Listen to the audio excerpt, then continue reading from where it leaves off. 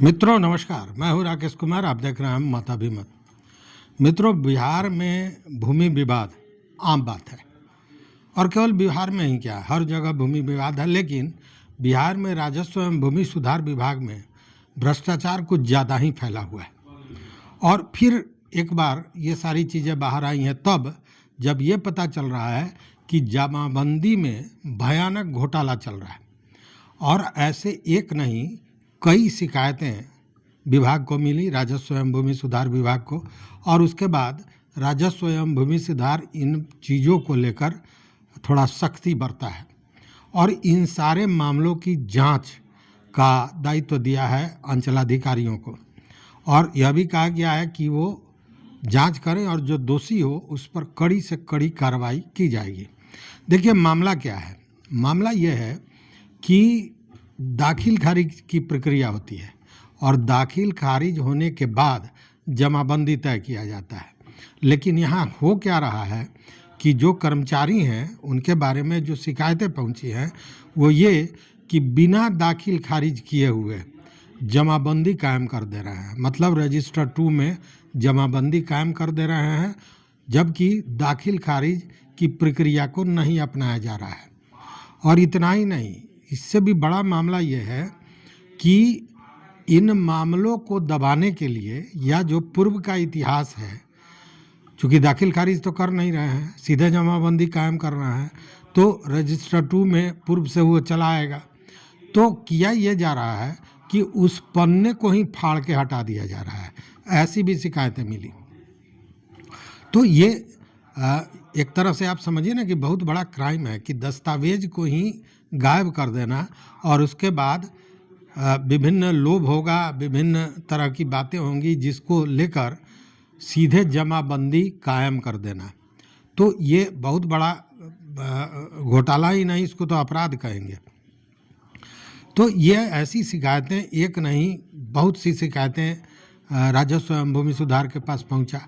और जब ये पहुंचा है उसके बाद राजस्व एवं भूमि सुधार विभाग इसको लेकर संजीदा हुआ है और उसने इन सारे मामलों के, ऐसे जितने भी मामले हैं, इनकी जांच करने की बात कही है और ये अधिकार दिया है जो भी अंचलाधिकारी हैं उनको।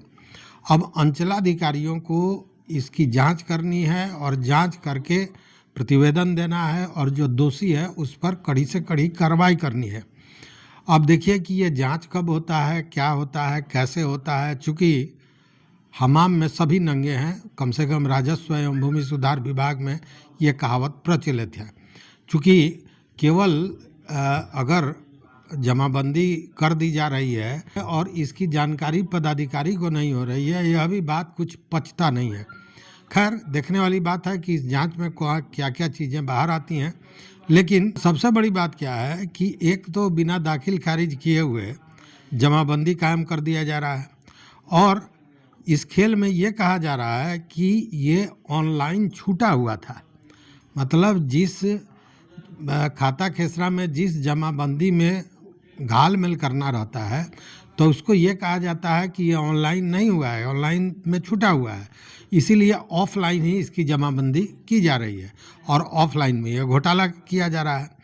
और उस घोटाले को छिपाने के लिए पन्ना तक फाड़ दिया जा रहा है। तो ये मामला चल रहा है और इसी को लेकर ये जांच की बात कही गई है। साथ में जितने भी अपर समाहर्ता हैं जिलों के या जो संबंधित अनुमंडल है उसके अनुमंडलाधिकारी हैं या फिर भूमि सुधार उप समाहर्ता हैं, इन लोगों को ये कहा गया है कि हर 15 दिन के अंदर कम से कम एक व्यक्ति जरूर इसकी समीक्षा करो और जांच में क्या पाया जाता है, जांच ठीक से हो रहा है कि नहीं, इन सारी चीज़ों को देखें।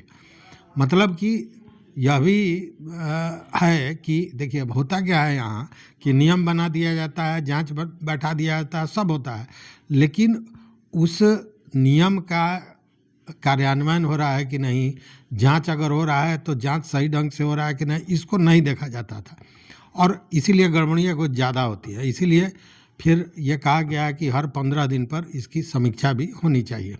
तो देखिए, इसमें बहुत से मामले आएंगे। चूँकि आपको याद होगा कि पहले जमाबंदी वाला जो मामला था, इसको लेकर भूमि सुधार उपसमाहर्ता को ये दायित्व दिया गया था। और ये हुआ था कि जांच करने के बाद अगर वो ब्लॉक है तो उसको अनलॉक कर दिया जाए, अगर वो लॉक किया हुआ है जमाबंदी तो उसको अनलॉक किया जाए। लेकिन उस काम में तेज़ी नहीं आ रही थी। तेज़ी नहीं आने की बात आपको याद होगा, पिछले दिनों जब समीक्षा हो रही थी तो भूमि सुधार उपसमाहर्ताओं ने यह कहा कि चूँकि सारे दस्तावेज होते हैं अंचल में और अंचल द्वारा दस्तावेज नहीं दिया जाता है, जिसके चलते काम सही ढंग से नहीं हो पा रहा है, मतलब गति में नहीं हो पा रहा है। तब बाद में उसको कहा गया कि नहीं, ये जो काम है ये सीओ करेंगे। तो सीओ को ये काम सौंपा गया, लेकिन इसी बीच में यह जमाबंदी का जो घालमेल है ये सामने आया है।